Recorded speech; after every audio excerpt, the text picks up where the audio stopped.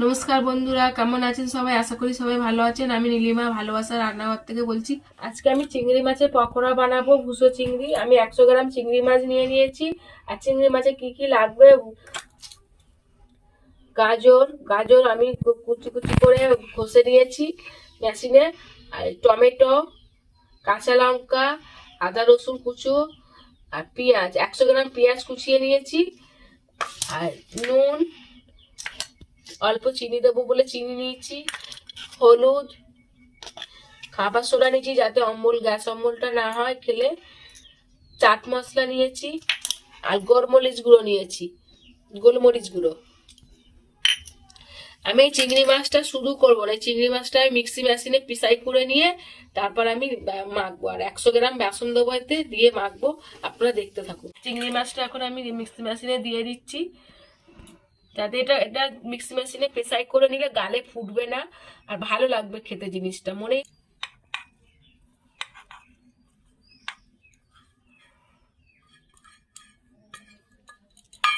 এই দেখুন, আমি চিংড়ি মাছটা এতে দিয়ে দিয়েছি, দিয়ে এবার আমি এটা পিষে নেব।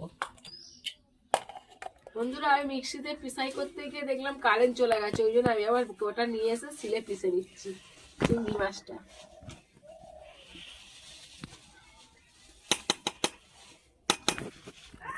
ভিডিওতে কি হবে তা বল।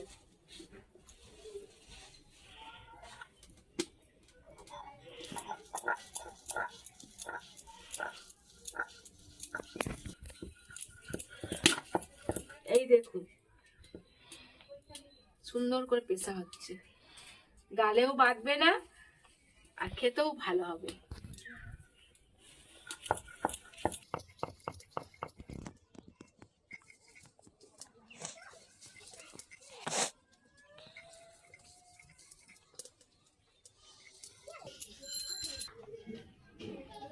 এই সব পেশা হয়ে গেছে, আমি এখন বাটিতে তুলছি।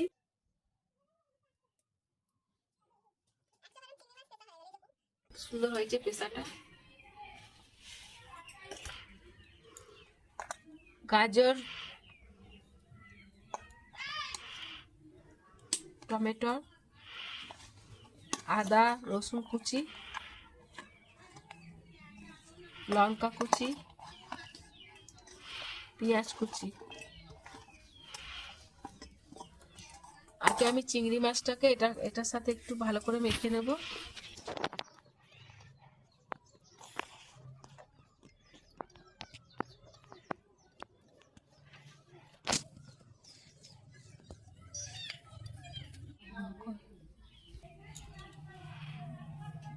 বেসন দেব, 100 গ্রাম বেসন নিয়েছি, পরিমাণ মতো দিয়ে দেবো, বেশি দেব না, 3 চামচ দিলাম।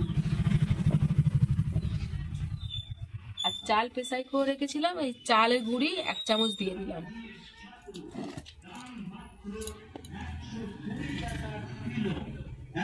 হাফ চামচ হলুদ,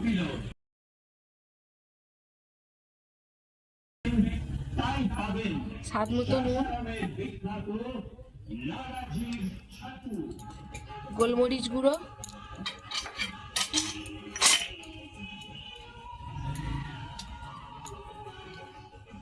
কালো জিরে, চাট মশলা, স্বাদ মতো মিষ্টি।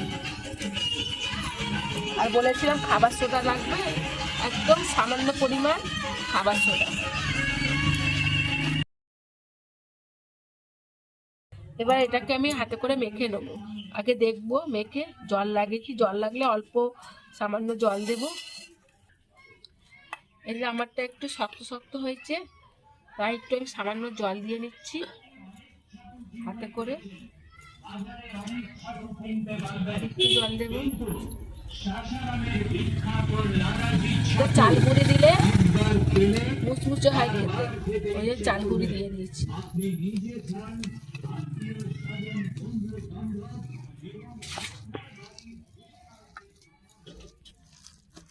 এই দেখুন বন্ধুরা, বেশি নরম করিনি আর বেশি শক্তও করিনি, যাতে আমি ভালো করে এটা করতে পারি। বেশি শক্তও হয়নি আর বেশি নরম হয়নি। অল্প জল দেবেন, এই দেখুন টমেটোগুলো দেখা যাচ্ছে, টমেটোগুলো গালে পড়লে খুব সুন্দর টেস্টি লাগবে। এটা আমি এখন 10 মিনিট চাপা দিয়ে রেখে দেবো। বন্ধুরা আমি চলে এসেছি 10 মিনিট পরে, ঢাকা খুলে দেখছি এই ভালোই মজে গেছে। এটাকে আমি এখন ভাজবো, আপনারা দেখতে থাকুন। ভেজে এটাতে তুলবো বলে আমি এটা কাগজ পেতে নিয়েছি, তেলটা এটা টেনে নেবে। আমি যে কটা জিনিসই ভাজি না কেন আমি সব কাগজ পেতে নিই যাতে তেলটা এটা টেনে নেয়। আমি কড়াতে তেল দিচ্ছি,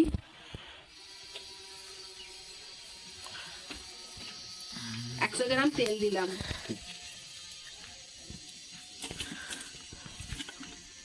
তেলটা এবার গরম হতে থাক।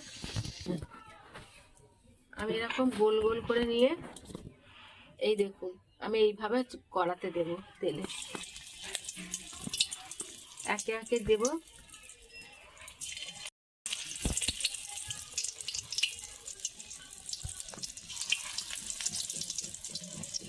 আপনারা পারলে বড় বড় করেও করতে পারেন, আর এরকম গোল গোল করে ছোট ছোটও করতে পারেন।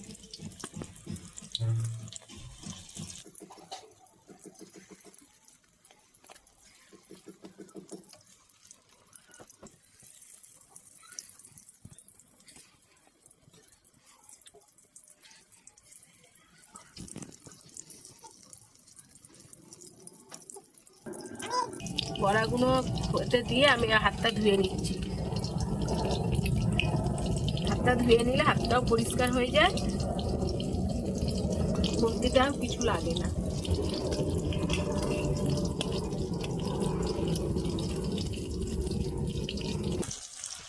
এই দেখুন 1 পিঠ ভাজা হয়ে গেছে দেখতে পাচ্ছি। আমি এবার এটাকে উল্টে দেবো, সবগুলো আস্তে আস্তে উল্টে দেবো।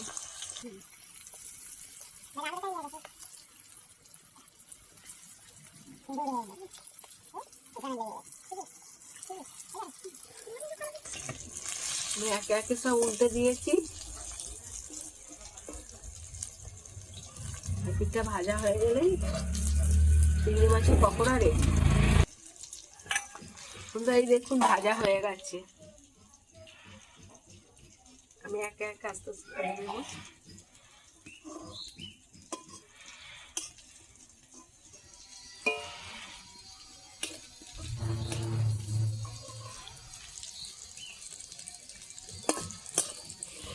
এই দেখুন বন্ধুরা আমি পকোড়া ভেজে প্লেটে করে সাজিয়ে নিয়ে দেখাচ্ছি। এই দেখুন চিংড়ি মাছের পকোড়া আমি এখন খেয়ে দেখাবো।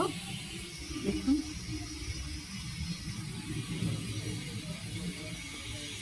এর ভেতরটা কত সুন্দর হয়েছে। আমি সস দিয়ে খেয়ে দেখাচ্ছি। এই সস নিয়েছি,